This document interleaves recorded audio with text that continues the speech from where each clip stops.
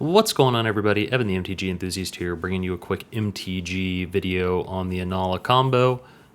This video is mostly walking through the combo step by step, so this is just a little introduction to walk everybody through the key steps of the combo. Spellseeker kicks the whole combo off with Inalla in the command zone or in play. Next up, we're going to use Culling the Weak and Burnt Offering, not necessarily in this order, and these will generate mana multiple times as we're going to be able to go through a cycle of spells to get both of these in the graveyard and recur them to net mana throughout the process to pay for all the shenanigans we're going to unleash on our opponents, if you will.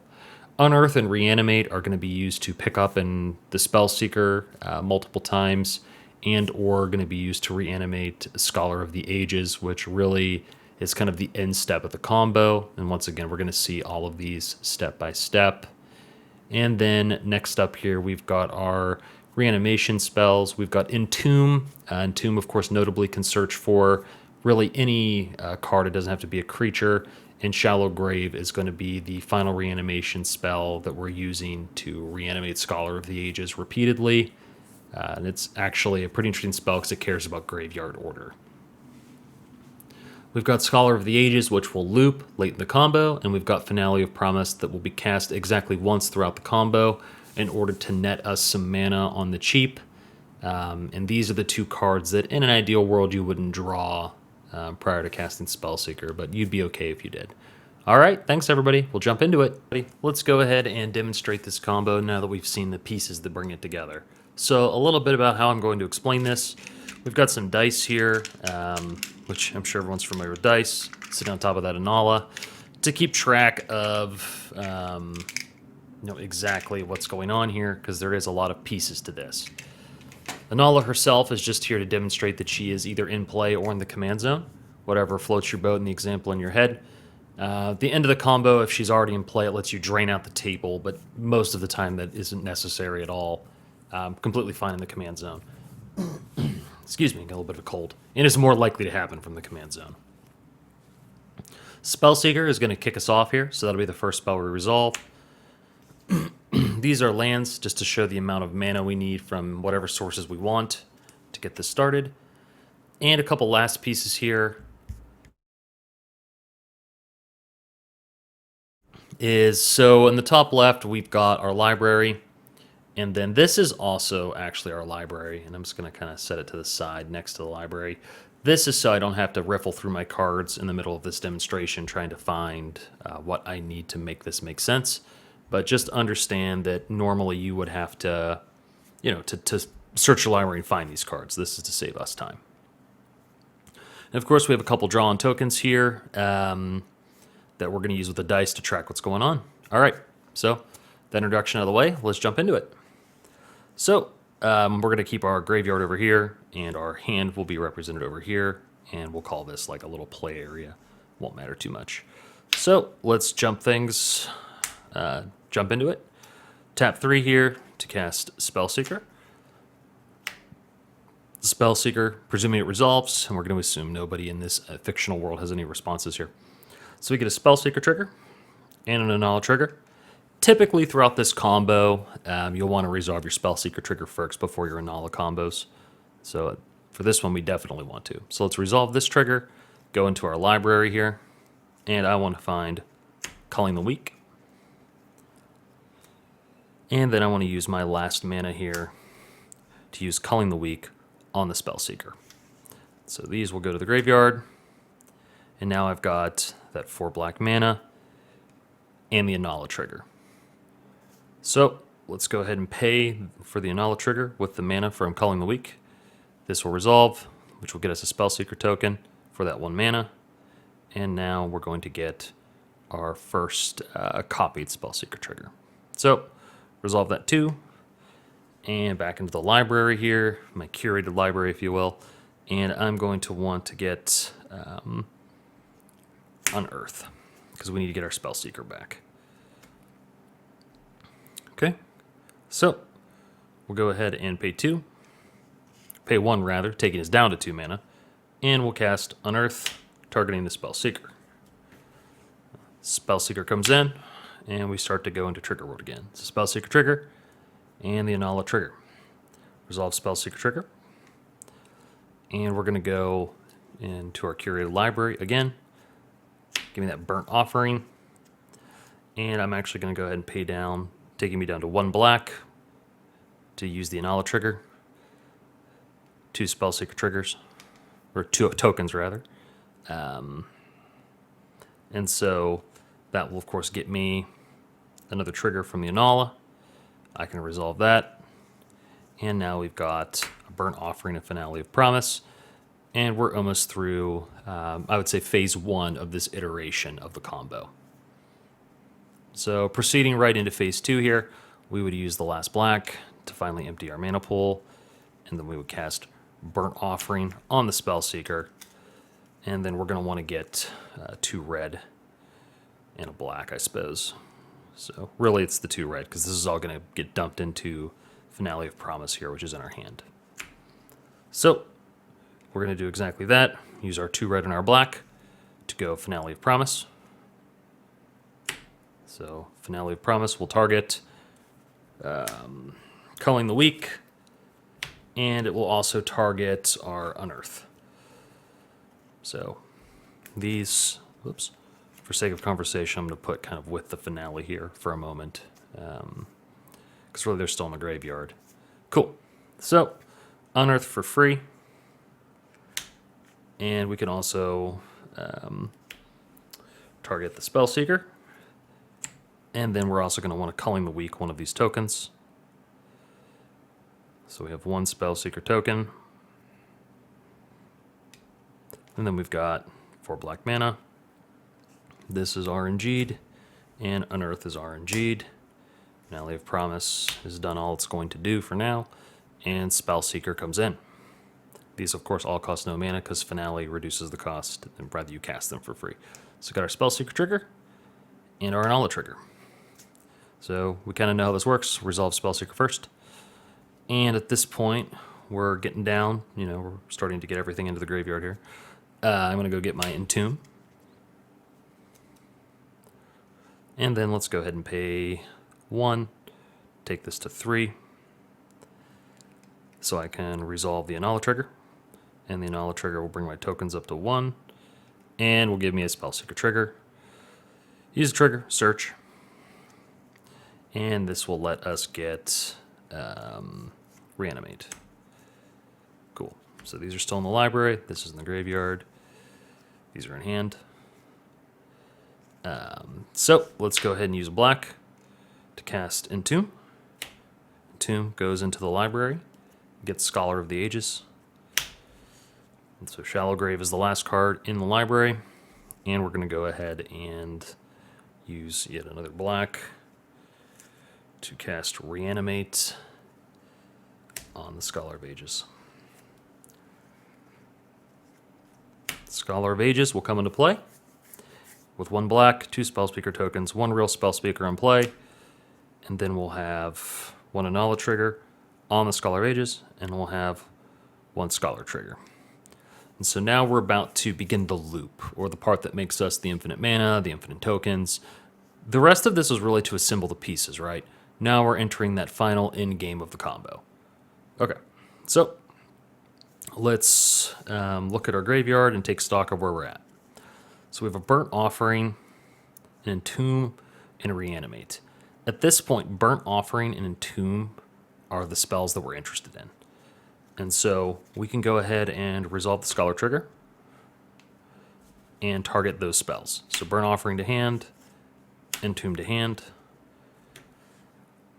which will then allow us to use our last black, unsurprisingly, to cast Burnt Offering on Scholar of the Ages. Into the graveyard we go, and now we get a big old pile of black mana. 7 to be specific. We can also use 1 of those to cast our Entomb. And with Entomb, we will go into our library and get the last piece, which is Shallow Grave. And now the reanimation cycle is complete. Let's go ahead and resolve our Inalla trigger. We will pay the 1. And so we will get a copied Scholar token, and then that will give us a Scholar trigger.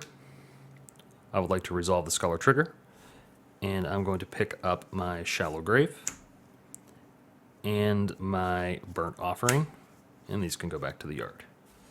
Perfect. So we've got these two in hand. We're close to demonstrating our loop and its completion. So we're going to do 2 out of our 5 black here, take us down to 3 mana. And then we'll use that 2 mana to cast Shallow Grave. Shallow Grave will target the Scholar of the Ages, which should be on top of your graveyard. It has to be. It should be, as in mechanically, it should have landed there, unless somebody disrupted you. If something else has happened, you're in trouble. But Scholar of the Ages will come in, and that gets us our Inalla trigger, and this also gets us our Scholar trigger.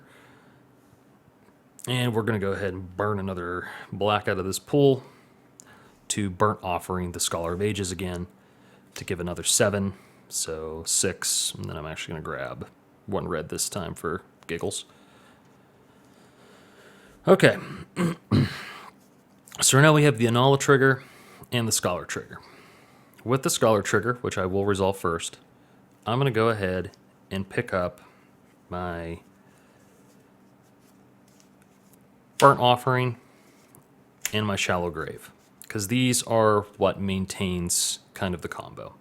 Now I'm going to resolve my Inalla trigger, and I'm going to get my Scholar token increased, which will give me, yet again, another Scholar trigger. With the Scholar trigger, I'm going to go ahead and pick up my Entomb, and honestly, the last one doesn't matter to me too much. I'm going to grab Reanimate here just for sake of conversation. So there's our hand. We're pretty full. We still have, we actually still have the Inalla trigger, not the Scholar trigger. Got a little bit confused on my placement here of my dice, but this is all good. We've actually resolved all this, right? Because we use this to pick these up, we use this to pick these up, we got our Scholar token, and so now we're kind of ready to reset here. So I'm going to go ahead and Entomb. And this Entomb is not in any way needed for the combo. This Entomb is going to let me go into my library and get any card I want, and I'm going to get a Pact of Negation. You can get whatever interaction you want, whatever piece you want, but rifle through your library and find things that you can ideally cast with black and red or for 0, or leveraging untapped mana you might have in your board state that aren't in this example. But I'm going to throw a Pact of Negation in there. This is going to go back to my curated library. Okay. Another red, another black, and another black. And this is for our Shallow Grave, unsurprisingly.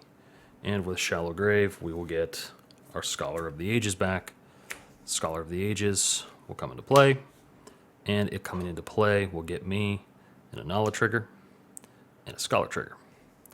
I'm going to use the Scholar trigger, as is my way, and I'm going to go ahead and pick up my Shallow Grave and my Pact of Negation.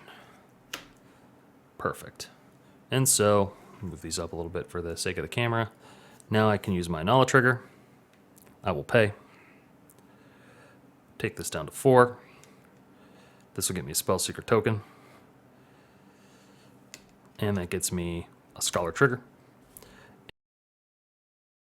I'm going to, on the stack rather, I'm going to cast Burnt Offering for 1. And I'm going to blow up the Scholar of the Ages and eat it. And I'm going to get another 7 mana. So 6 plus 3.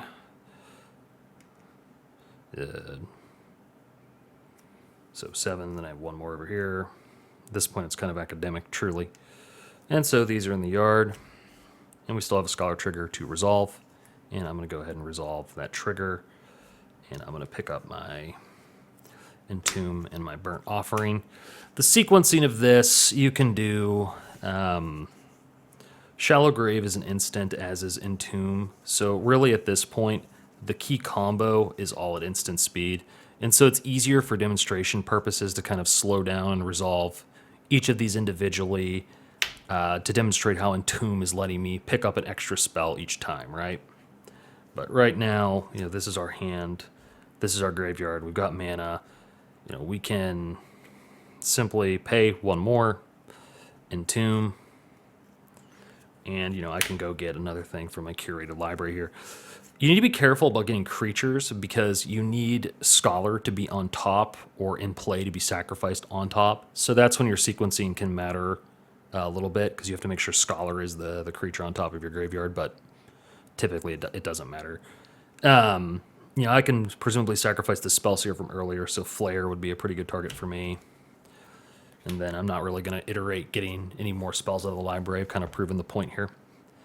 And so, wrapping it up, to bring it all together, you're using Burnt Offering with Shallow Grave with, these are in my hand conveniently, with Scholar of the Ages. And we'll be able to cycle these as many times as we need to make an infinite number of Scholar tokens, to get infinite Inalla triggers. So if we have enters the battlefield stuff, we're going to go crazy with that.